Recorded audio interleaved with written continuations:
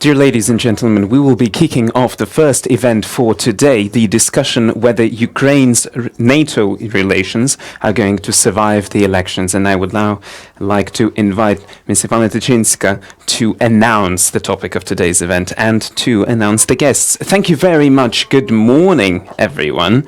Good morning to everyone who has decided to kick off their week together with us. And what we're doing today is we're presenting the 8th TRUMAN Index. For those of you who are joining us for the first time, I would like to remind you that this is a review of international relations along 4 directions: Russia, the European Union, the United States, and China. Our analytical specialists have been studying these relations quarterly for 2 years. So we're celebrating a small jubilee today. And also we're going to focus on a special topic, Ukraine-NATO, a direction that is monitored by every 6 months. And so we are able to state the development of events there. I will briefly present the results of the TRUMAN Index over the traditional directions. And to discuss the special topic, we have invited a number of experts to have a closer look at Ukraine's Euro-Atlantic integration. So please welcome Ms. Barbora Maronkova, the director of the NATO Information and Documentation Center in Ukraine. Thank you very much.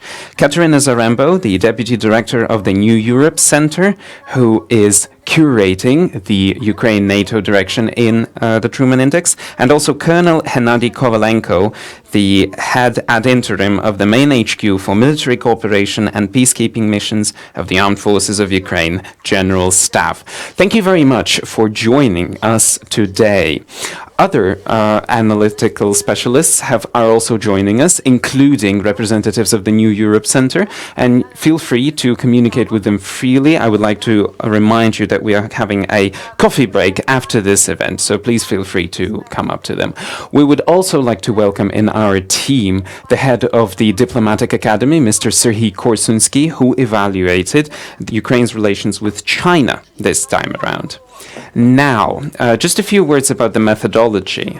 We evaluate all events in bilateral relations depending on the level of contacts and their consequences for Ukraine, and we use a -10 to +10 scale. The TRUMAN Index represents the total average of the events over the period. So the period we're talking about is June to September. For Russia, the TRUMAN Index is -3.2. As we forecast previously, Russia is not playing peacekeeper anymore, and the TRUMAN Index is now going down.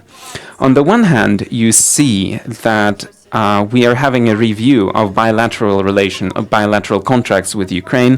We have not continued the so-called large agreement, but at the same time, with the approach of the elections in Ukraine, Russia is being reluctant to engage with the current Ukrainian government and is waiting for the emergence of a more comfortable counterpart in Ukraine. And of course, it overshadows, so to speak, the peace process that is stagnating. Next, we've got China. The TRUMAN Index has not changed, and it still rests at 0.69. And unfortunately, we have to state it, everything has stayed the way it used to be. Ukraine is developing the cultural element of its relation with China, sporadically its economical relations, but unfortunately the political level is beyond attention of the highest representatives in the government, and no one is saying anymore that 2018 will be the year of China in Ukraine. Now, the European Union, the TRUMAN Index is 1.95, which represents progress, which is clear since the period has been very active for Ukraine in its cooperation with the European Union. We are mentioning that the summit, the Ukraine-European Union summit, has been quite productive. Ukraine's European aspirations have been acknowledged. It has been highlighted that Ukraine is important as the transitor of gas, and Russia has been labeled the aggressor once more, on the one hand. On the other hand, we must say that the struggle against Nord Stream 2 is still ongoing, and it's very complicated. And there is another issue, the automatic prolongation of sanctions against Russia is not such an obvious issue, and there are now discussions within the European Union concerning that. The next country is the United States, of course, and the Truman Index here is 1.22, which is more than it used to be previously, but we've seen higher levels as well. This quarter represented a mix of signals coming from Washington. On the one hand, what made us a little nervous are the meetings between Mr. Trump and Putin. On the other hand, over cybersecurity and energy security, the United States is clearly an ally to Ukraine. Well, there's also been a sad event. Senator McCain, has passed away, and in Kiev, the renewal of the Senate membership is viewed in a reserved fashion, as previously it used to be a strong ally to Ukraine, but now it is unclear what to expect. You can have a closer look at the full picture of the quarter if you take a look at the materials we've handed out. Hopefully you have all received them. And now we're approaching our special topic, the Ukraine-NATO relations. I would like to highlight that our agency takes special pleasure in the fact that the participants of the NATO-Ukraine relations have attracted attention from the participants of the process, and we would like to extend our gratitude to Ms. Rasa Yuknevichene, the President of the Parliamentary Assembly of NATO. It is incredibly important, since she is not only an authorized representative of NATO, but also an ex-defense minister of a NATO member country. So now I would like to pass the word to Kateryna, who has penned the Ukraine-NATO analysis. What have these months looked like, and what are the issues that we have to raise now with respect to Ukraine's advance towards NATO? Thank you very much, and good morning, dear colleagues. Yes, the NATO-Ukraine relations over the last half year have been quite dynamic, and we can mention even this week's activity.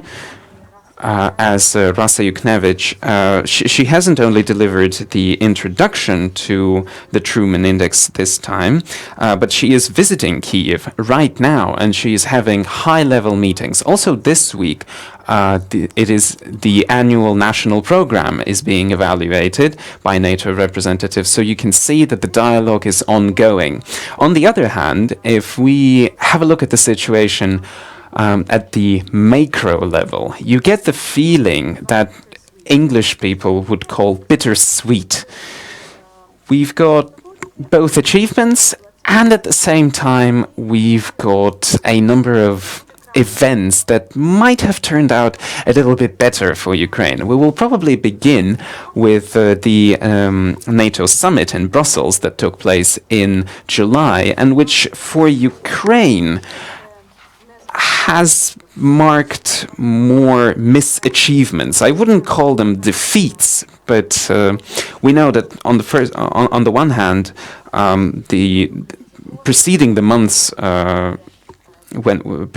following the previous months, it wasn't clear whether Ukraine would be invited and whether the Ukraine-NATO Commission would have a sitting, and it didn't have a sitting, with pressure from the United States. NATO came forth with a creative format, the North Atlantic Council, including Ukraine and Georgia, where Ukraine had the chance to participate. But the final declaration on Ukraine and NATO never materialized, while the declaration for Georgia did appear. And another disappointment was that the Enhanced Opportunities Partnership, a symbolic instrument, a new status, was not provided to Ukraine, something that Ukraine might have received back in 2014. We probably shouldn't go back to the past like that, but probably back in 2014, when the wave of solidarity with Ukraine was high, when the Enhanced Opportunities Partnership was provided to Georgia, it seemed that Ukraine would have no problem receiving it. But 4 years later, it is still struggling for a membership action plan. Now, NATO member states are being more and more reluctant in supporting Ukraine. Of course, there's Russia that no one mentions, but there's at the same time this reluctancy among certain member states that should we provide Ukraine with any sort of symbolic means, such as the Enhanced Opportunities Partnership, this will be seen as another step towards membership, which the Enhanced Opportunities Partnership is not. So no one would like to encourage these over-interpretations in NATO. To mention the positive things, we might say that the final declaration of NATO member states included very strong wordings on supporting Ukraine, on condemning Russia. It was quite a bit of a surprise, even for the Ukrainian delegation. They didn't expect it to be so strongly worded. And so it happened with strong pressure from the United States and from Canada. This wording ended up in the final document. And what I've mentioned before, the North Atlantic Council with Ukraine and Georgia is a positive thing from the point of view that member states are ready to look for compromises in order to provide some sort of support to Ukraine, perhaps symbolical at the high level. I keep avoiding a single country. There is the reason why why the declaration never came out and why the high-level meetings never occurred. This is Hungary, a marker now in Ukraine-NATO relations. And currently, the resolution of the dispute between Ukraine and Hungary is both simple and difficult. It's simple, as back in summer, the ministers of foreign affairs and the minister of education reached an agreement on two steps that Ukraine has to take in order to resolve the education law dispute. One is prolonging the transitionary components, and also the second one is excluding private schools out of the scope of the law. While the first step is being actively supported in Ukraine, I have no doubt that the components will be prolonged, as this is dictated by the needs of the Ukrainian educational system. Over the private schools, I'm not quite sure. There is strong opposition to this idea in parliament, since it is feared that Russia is going to use this amendment in order to promote its cultural propagandist activity through schools, through private educational institutions. We at the New Europe Center are not sure whether the Hungarian part understands this clearly, whether this is being clearly communicated, and what the particular arrangements on the time frames are. While these steps are not implemented, we cannot be hoping for a resolution of the conflict and of the deblocking of the Ukraine-NATO Commission. And we have the signal that at the operational level, cooperation between NATO and Ukraine is being blocked by Hungary. And I will probably dwell a little bit on a very important thing, the communication of Ukraine's Euro-Atlantic choice. We know that now we are working on fixing the irreversibility of this choice in the Constitution, whether this is practically possible or not, and also its European aspirations. But we are seeing a tendency that disturbs us concerning the opinion over Ukraine's membership in NATO in various regions of the country. While the general level of approval is pretty high in the country and overall, there is a strong decline in support in the east and the south. The amount of people who would vote against the idea in the south has grown by 20%, from 42% to 64% this year. In the east, the percentage has always been high, and so the growth has been slower. Also, the level of awareness is very low. Only 1% of the population in the East have reported that they receive enough information and are aware of what's going on and of the perspectives of membership, etc., etc. Finally, we can say that Ukraine's Euro-Atlantic integration is, of course, a lengthy process. It has been going on for many years. We are now having the national annual program processed for 2019, which will reach a new level of quality, orientated at qualitative, not quantitative indicators, and the service people are now receiving respective training. And there is still this question whether the idea of a clearly formulated goal is present in Ukraine at various operational levels. I will now probably stop, and over these final remarks concerning communication, I would like to probably pass the floor to Ms. Barbora Maronkova, Director of the NATO Information and Documentation Center in Ukraine. And I will address you with a question. These figures that I mentioned over regional support and the growing support to being beyond a bloc, beyond any military alliances. This is the way the question was formulated in the polls, which is why I repeat it. Does this mean that our communication efforts are being unsuccessful in the regions of Ukraine? First of all, thank you to the TRUMAN agency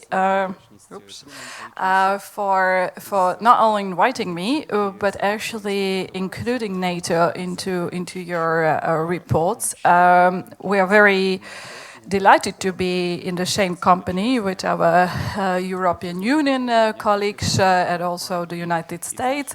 Obviously a little bit less so with Russia, but nevertheless, I think it is a very useful report and reminder for all of us, both inside and outside of Ukraine, to really have on a couple of pages all the progresses and everything what is happening on in Ukraine's foreign policy. I think it's extremely important, also for the communication that you mentioned, because sometimes I feel, especially being a functionary, being a bureaucrat from a major institution, sometimes I feel we are very much bogged down into our daily routine and daily tasks and daily reports, and sometimes we fail to a little bit look at a more larger strategic picture. And here I think that the Ukrainian-NATO relations, despite the different issues you mentioned and the -7 negative points that we received, I still think there has been a lot done this year. I will not start enumerating all the visits that have come from NATO of different levels, starting with the Deputy Secretary General down to Assistant Secretary General for Political Affairs. We'll have Assistant Secretary General for Emerging Security Challenges. Last week we had Deputy Assistant Secretary General for Defense Investment. We will have colleagues from the military headquarters, from SHAPE, next week here with their NATO days, etc., etc., etc. So I think that the level of engagement, be it number of meetings, number of visits, number of briefings of different Ukrainian officials at NATO, has been really, I think huge over the last 9 months of this year, following the previous year. Also, the continued advisory support that my colleagues provide here within the NATO representation in Ukraine continues to be pretty robust, at least to our means, not to mention all that our individual allies are doing, being the United States or United Kingdom or Lithuania, Poland, and many others. I think, therefore, when we talk about NATO-Ukraine relations, what I would suggest is that we really look at the long-term goal, both of Ukraine and NATO, and what we can do jointly to reach this long-term goal. There might be setbacks, there always are, for every single country that was joining NATO, and I can tell you, including my own native Slovakia, where in 1999 we thought we will be invited together with our neighbors Hungary, Poland, Czech Republic, only to be told, no, you're staying outside. Which, as you can imagine, was not a nice feeling for the Slovak people, but that made us work harder and be more committed in our path towards both the NATO and EU. So I think every country in its journey to NATO, had to go through a lot of efforts, a lot of reforms, which are never easy, and they require strategic patience, I would say, both on the leadership level, but also on the expert level, because it is really a very I wouldn't say difficult, but it's a process where every day you have to come and feel very strongly committed to your reforms. And these reforms are important, and they will be reported. My colleague here from the General Staff will surely be able to share with you, as an active serviceman, what it really means to adopt NATO standards and what it's like to be training and being in a mission with NATO operatives, etc., etc. But this is not just purely technical standards that the armed forces or other defense institutions need to adopt, but this is also the wider overhaul of the whole system that the country has, starting with stronger democratic institutions, with independence of media, independence of judiciary, rule of law, etc., etc. I can go down the list. So it is not just about picking and saying, okay, we adopted 555 standards this year, but I think it's really about the overall haul of also the mentality, the processes, the institutions, and how they function. And here I think also, and I believe you mentioned it in your report, the very important adoption of the law on national security earlier this year was an extremely important milestone, and this is exactly what we mean when we keep on saying over and over again that Ukraine needs to focus on wider reforms of democratic civilian oversight and many other things. So I think overall the relations are very rich, extremely frequent encounters. I believe that this year and previous year were perhaps the highest in our mutual relationship ever since Ukraine became the Partnership for Peace partner, and this is really great, and certainly we hope that we will continue doing so. So this was just a couple of remarks from a NATO official. And now to your question about the communication. I think you're absolutely right, and it is slightly disturbing to see the number of opponents to NATO, if I can call it this way, go up again in the East and in the South. This has traditionally been the two regions where NATO support has been very low. However, then we show quite a nice jump after 2014, particularly 2015 and 2016, and now it's going down again. So I guess the logical question there really is, what happened? And I'm not a sociologist, by no means, but I think a few things might have happened, and perhaps someone in the room might help us to understand better. Firstly, I don't think our communication has failed. In fact, the number of visits to, for example, areas like Kherson or Odessa or Mykolaiv has increased dramatically, not just by me and my colleagues from the NATO representation, but by, for example, our Lithuanian contact point embassy, by other representatives of other embassies. My colleagues from the EU delegation are traveling quite often there, having different events from business opportunities to security, foreign policy discussions. I believe your own New Europe Center was a few weeks ago down there. So I would actually say that there is a lot of activity happening. So the question is, why is it not impactful? And the reason why it is not impactful might be simply because the other side thinks that we are impactful.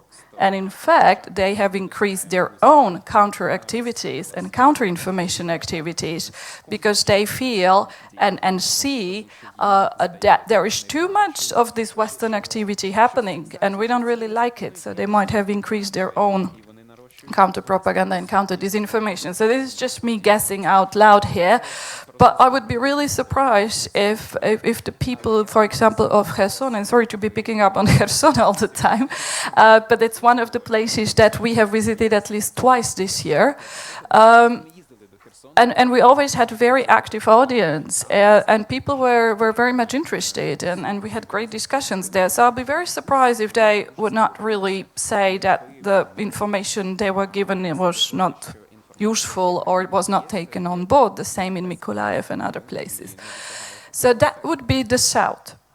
When it comes to the east, here I must be a little bit ignorant, and I apologize what exactly you mean by the east, because for me east is from up north of Sumy all the way down to Mariupol, so I'm not sure if I understand your geographic divisions correctly, or they are all more specific regions that you had in your mind.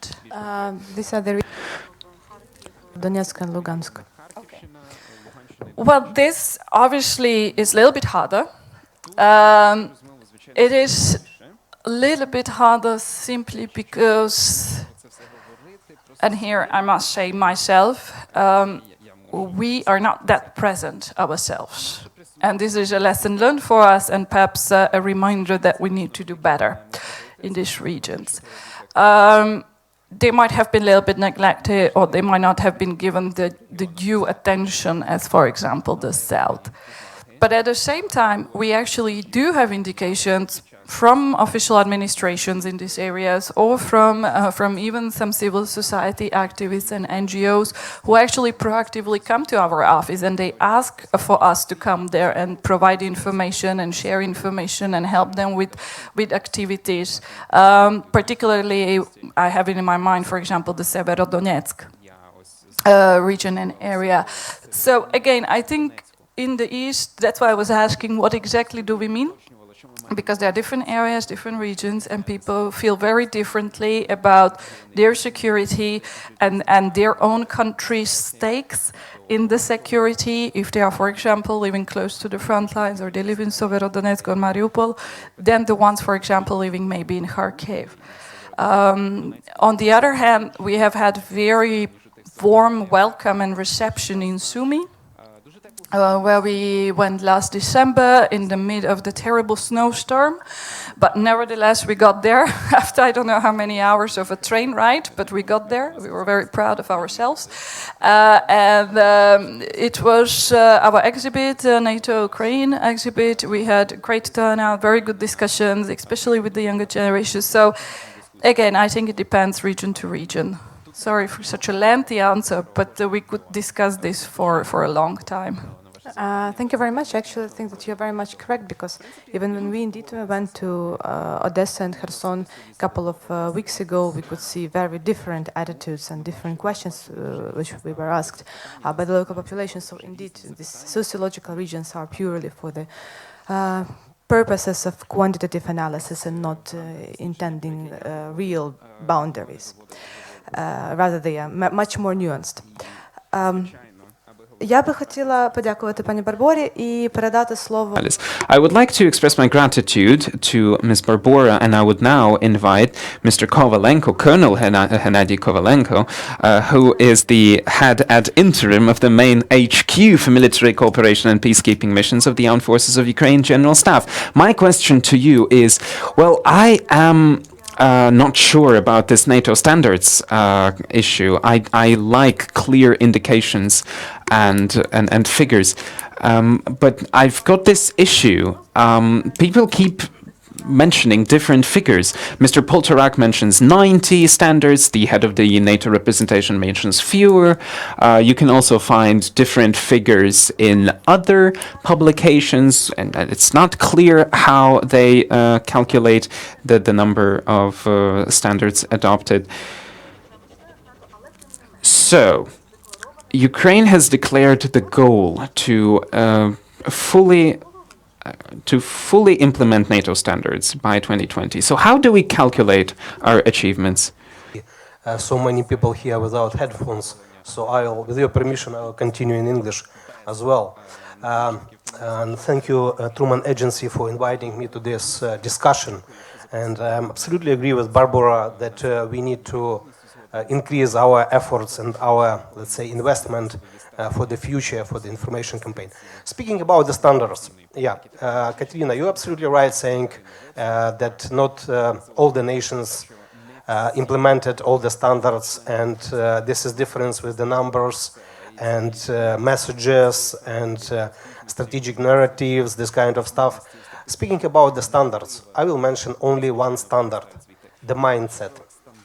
So I will quote here General Michael Clemenson, who was Baltic Defense College commander 15 years ago, who said at that time to us, to young people, that the hardest distance to cross is 16 centimeters from ear to ear. The mindset. When we cross that, we will be in NATO and we will survive. If we will not, forget about this country.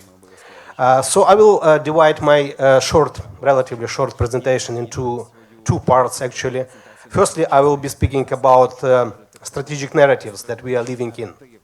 And my second part will be dedicated to the strategy of deterrence, strategy of survivability of our country, where Ukrainian-NATO relations takes pretty much important place.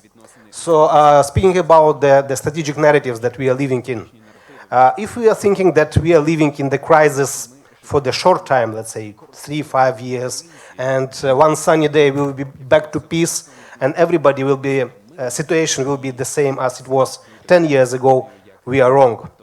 I encourage everybody to think about the future, and I encourage everybody to analyze the strategic environment that we are living.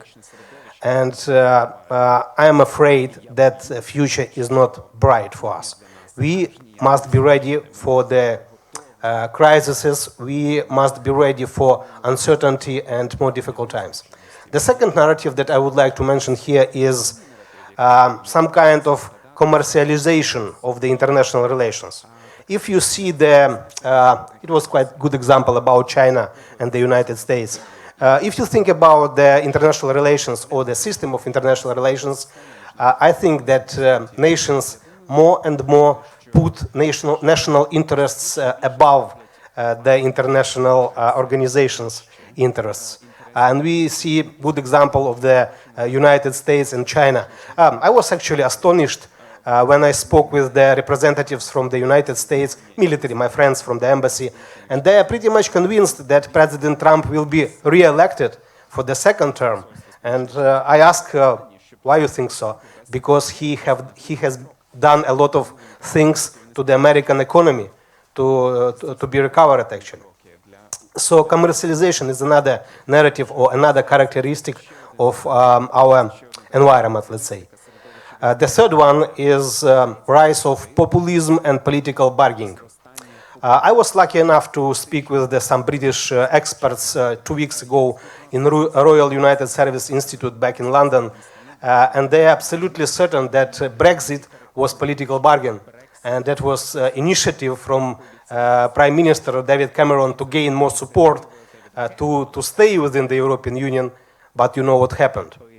Another issues of populism and political, let's say, political games. Kateryna mentioned here. It's about bilateral relations between Hungary and Ukraine. The third narrative that I would like, or the fourth actually narrative that I would like to mention here, is increasing number of state and non-state actors. And right now it's pretty much difficult to develop, for example, Ukrainian policy when we see that different people coming and going. For example, proxy states. We have rising of Taliban back in Afghanistan. We had ISIS issues, and it's pretty much difficult to, let's say, to have coherent and effective policy when we should, or we actually have to deal not only with the state actors but with the non-state actors as well. My final narrative for the strategic environment I would like to mention here is tectonic shifts of the international agreements, international negotiations, and international relations system. What I mean here, for example, the Russian annexation of Crimea and aggression in the eastern Ukraine. It's big question mark about the non-proliferation of the nuclear weapons. Again, when I spoke with the Saudi Arabians, they said pretty much clear, if Iran will have a nuclear weapon one day, then Saudis will have that day after tomorrow. So again, we should think about the consequences of the aggression against Ukraine, not locally, but in more global context. My second part of the short briefing is future development and the strategy, how we will survive and how we will deal with the Russian aggression. So speaking about the strategy, I would defend here rather deterrence strategy, but not the Cold War deterrence, is the past, but new deterrence with the elements of hybrid warfare and the elements of uncertainty and instability. Speaking about strategy of deterrence, I would like to mention here three basic components of that strategy. First is Western policy. Second is channel of communication. And the third is Ukrainian military capabilities, where actually Ukraine-NATO relations belongs to. Speaking about Western policy, I would like to mention here again the three main components. First one is political pressure. Political pressure is pretty much effective instrument, but when we see the political map of the European Union and the other regions, we see that situation is pretty much volatile. I mean, the elections are coming and going, politicians coming to the scene and disappears, and we consider political pressure as pretty much short-term instrument for Russian deterrence. The second part, more long-term or mid-term instrument is economical sanctions. When we're speaking about economical sanctions, we think that right now what we see in Russia, we see the struggle between the TV set and the fridge. When the screen said everything is okay, Russia is rising from the knees, and one sunny day we will be a superpower in the global context, the fridge tells another story. When you open your fridge, you see less food, and you see less incomes for the population. And as you were pretty much we saw the last initiative about prolonging of the pension age in Russia. They caused a lot of tensions back in the Russian Federation. And the third part of the Western approach, and I think it's the most important one, is technological embargoes. You see, the Russians, I mean, the Russian politicians, they are speaking a lot about political pressure. They are speaking a lot about economical sanctions, but they are pretty much silent about technological embargoes. It means that technological embargoes is the most painful mechanism for Russian Federation to be deterred. Speaking about the second part, the channels of communication, I would like to mention here NATO, United Nations, and the European Union as well, bilateral negotiations, and one of the most important, I'm not saying most effective, is Kurt Volker's policy and his meetings with the Russian Federation representatives. So speaking about the second part of the strategy of deterrence, this is the military capability development. I would like to mention here that we have pretty much well-established and well-developed mechanisms and instruments in cooperation with North Atlantic Treaty Organization. I will be speaking from Ukrainian point of view, or Ukrainian side. We have pretty much good mechanism of advisory support. What do I mean by advisory support? We have strategic advisors. Inspired they are from the different countries. Nevertheless, they are helping us of the development and implementation of NATO standards. Speaking about advisory support, we have at the very strategic level, we have DRAB, Defense Reform Advisory Board, belongs to the Minister of Defense and Chief of General Staff. This DRAB, Defense Reform Advisory Board, has American, Canadian, British, Lithuanian, and German advisors, and they help us to create or to develop Ministry of Defense Armed Forces at the very strategic level. At the operational level, we have so-called DIAC, Doctrine and Education Advisory Group, basically the Americans who help us to develop the standards. So what we are doing right now, we are changing this Soviet style, Soviet developed field manuals, doctrines, strategies, concepts in order to meet new challenges and new threats about where I'm speaking before about these challenges and threats. So this we are in quite good position, I mean institutional, because right now we have experience from NATO nations and we have our own experience from the front line. So we know how it used to work with NATO, and we know how we working and how we are defending our country back at the eastern Ukraine. So these new documents, new field manuals, strategies, concepts, they consist of the history or best practices from the other nations and our own experience from the front line. All right, okay, summarizing, two more mechanisms of NATO cooperation and development of the Ukrainian armed forces. We are pretty much sober that one sunny day NATO or other nations can say, okay guys, enough is enough, we don't have enough resources to help you anymore, for example. And we are sober that one sunny day we must rely on our own capacities and our own capabilities. And right now, for the Ukrainian armed forces is excellent opportunity to develop own military capabilities to defend the country with help NATO and the other countries.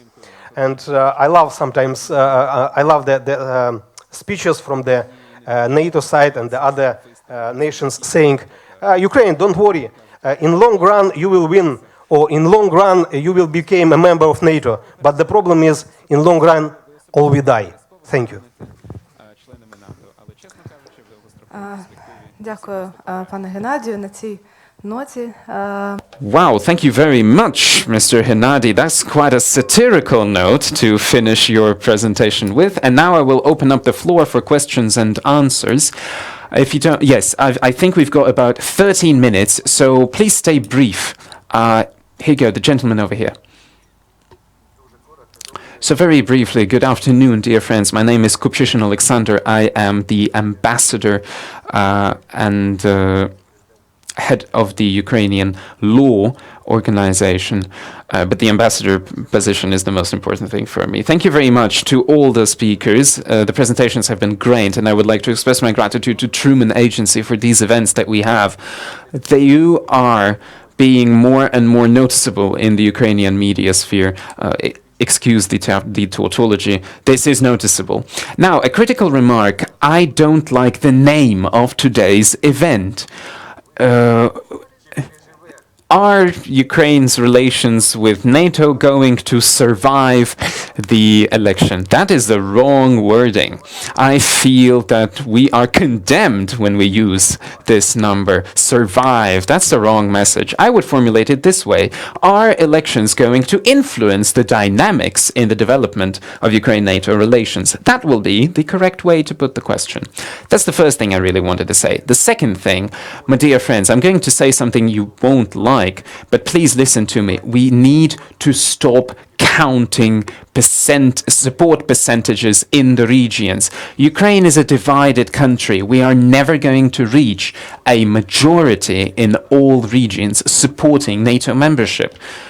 And so we shouldn't count the percentages. We have to make sure that public opinion raises to necessary levels. And so officials have to act accordingly. I think it is absolutely correct to include NATO membership aspirations into the constitution. This will be a no-return point. As an ex-ambassador to France, I have to mention, when France was joining NATO, the level of support was 41%, and nobody cared.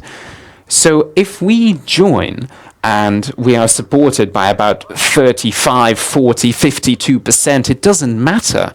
We have to make sure that the support levels grow over time. So that's how I see the situation.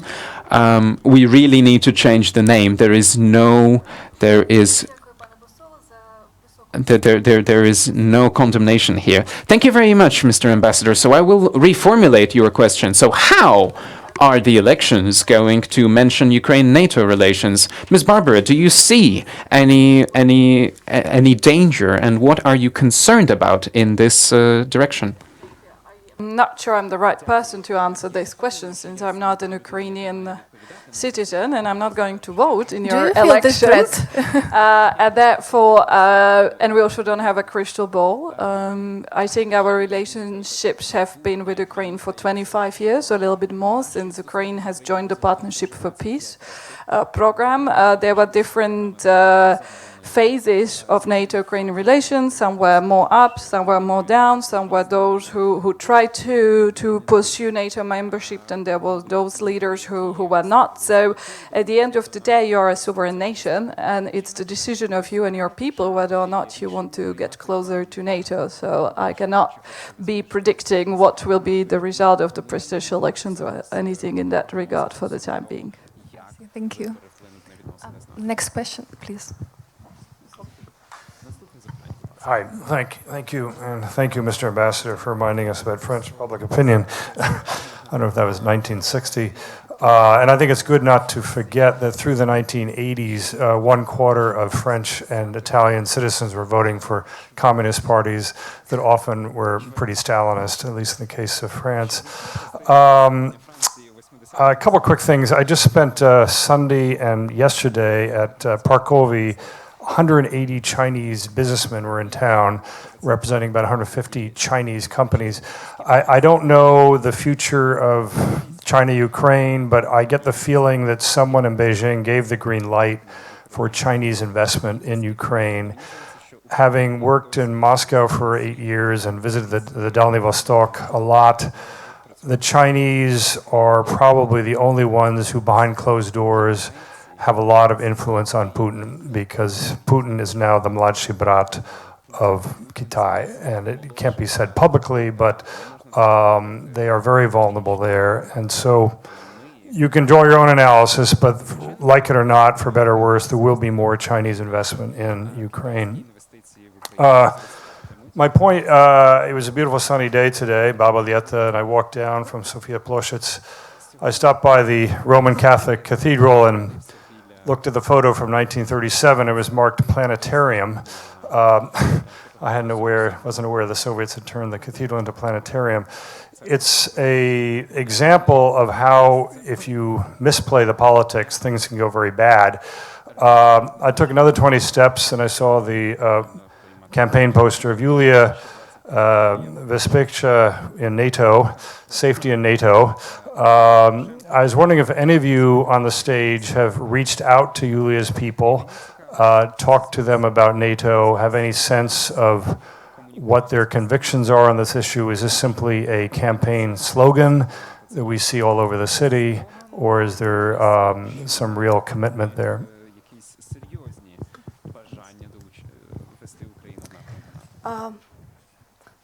Я прошу, ви не могли, будь ласка, повторити питання? Do you mind repeating the question, please? Excuse me. Ukraine Business News, so I cover business, I don't cover... And the question is... have any of you reached out to Yulia Tymoshenko's party and discussed NATO, and are they really committed, or is that simply a good campaign slogan to have on the walls of Kyiv? Дуже вам дякую. Thank you very much. Well, actually, on my side, I can say that I haven't communicated with the Tymoshenko camp, but we have doubts as to her commitment to supporting Euro-Atlantic integration and European integration.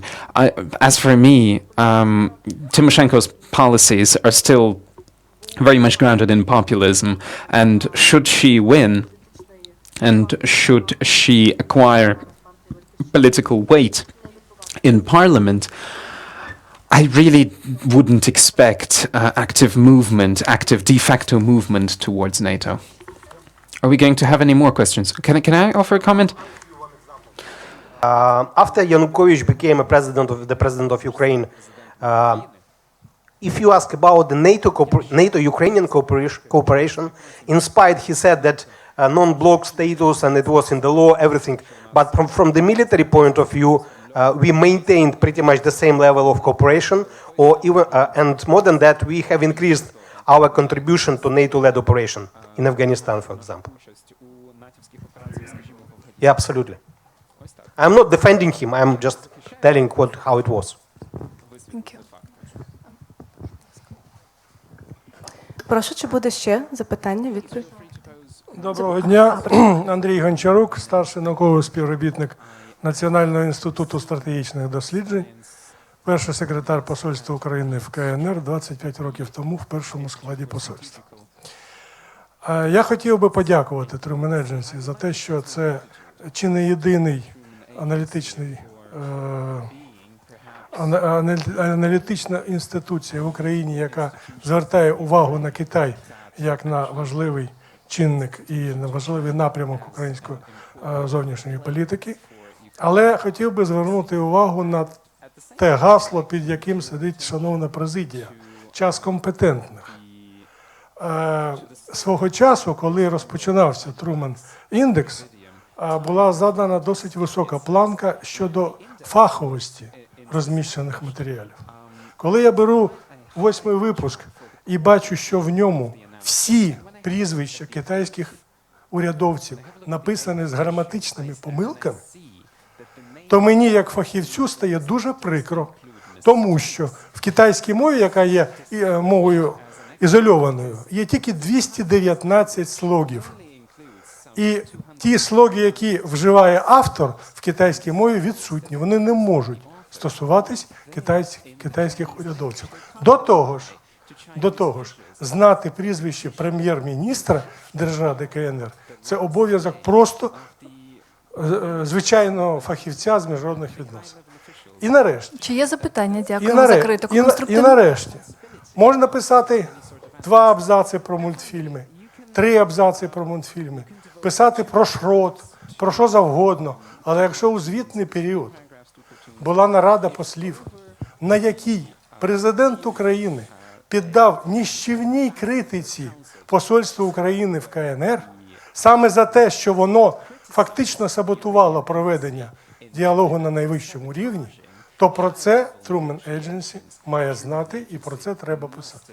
А питання таке, що збирається робити в майбутньому TRUMAN Agency для того, щоб в його матеріалах не було таких ляпів. Дякую. Дякую, пане Гончарук, за критику і дякую за ваш внесок в аналітику TRUMAN Agency. Ви є нашим автором, були нашим автором. Спасибі вам за це. І дякую за пропозиції. Звісно, ми будемо вчитися на помилках, як і будь-які серйозні, компетентні люди, які можуть помилятися. Дякую. Я хочу повернутися до теми НАТО таким запитанням. Пані Барборо, скажіть, будь ласка, чи відслідковує НАТО, власне кажучи, ту саму пропаганду Росії в Україні? Чи відпрацьовує, можливо, якісь контрдії щодо того, що, ви згадували Херсон, ви згадували Південь, і про те, що відбувається ось те, що говоримо ми про НАТО, недостатньо, попри те, що говорить Росія, наприклад. Чи будуть якісь посилення в цьому напрямку?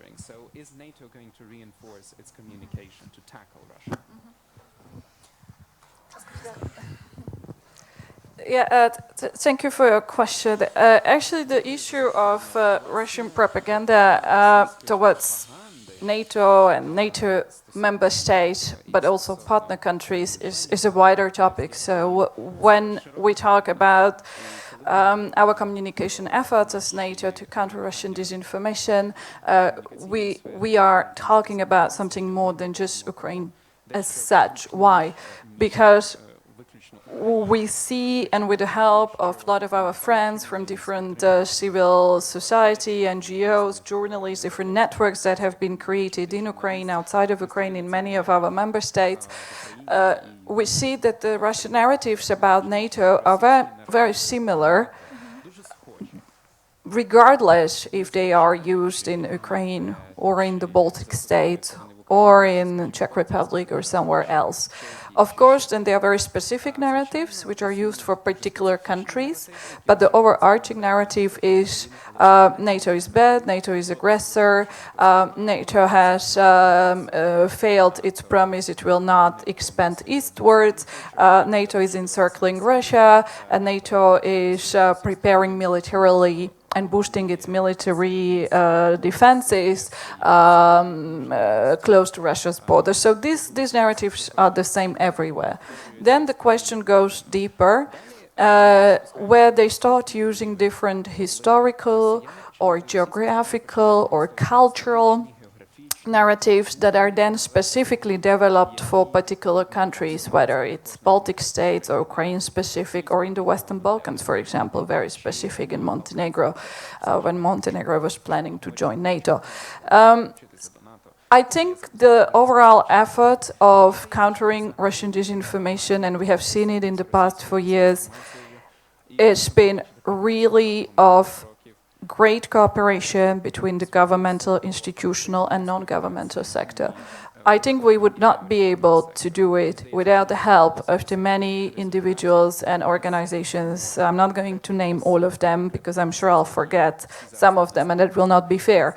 But really, we engaged in daily tasks and political business, we don't necessarily have the time or the means, but also the skills to be really following the narratives and to be scrolling through the thousands of accounts on social media and obscure articles on different obscure websites, following who is a bot and who is a troll, etc., etc. So this is done by a lot of very enthusiastic and great people, and then they are really wonderful in sharing this with us, be it NATO, be it our individual member states.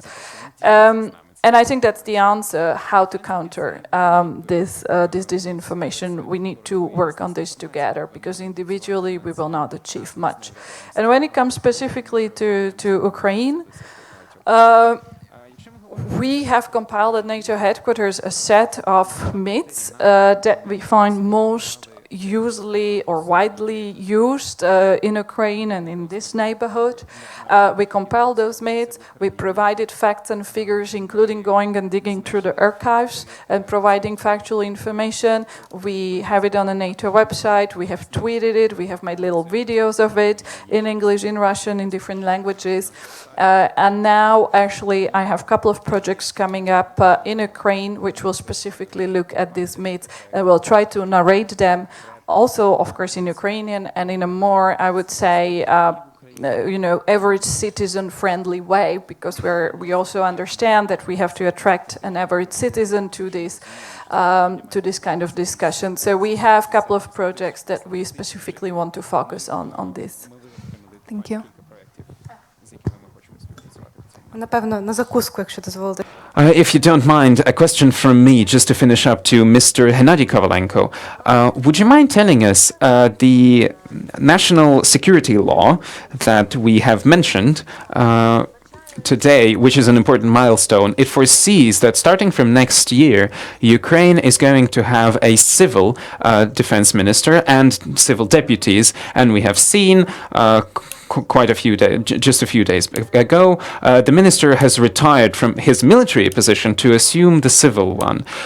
From your point of view, as an officer, how easy is it to assume this civil sort of thinking for a person with military experience? Now, with respect to the responsibilities of the Ministry of Defense, which go down to management, basically, from a military point of view, it is absolutely logical to have a civil Minister of Defense. And you've also mentioned the law on national security. And the working group is now present in Ukraine, including USA, Canada, and UK representatives who are now working together with the chief of the staff, with the representatives of the Ministry of Defense, in order to present recommendations on effectively implementing the national security law. Thank you. Thank you very much to our guests for joining our discussion. And it does not stop here. You are invited downstairs for coffee. So please feel free to approach the speakers and to formulate your questions there. Thank you very much. Enjoy your day and see you next time. Thank you.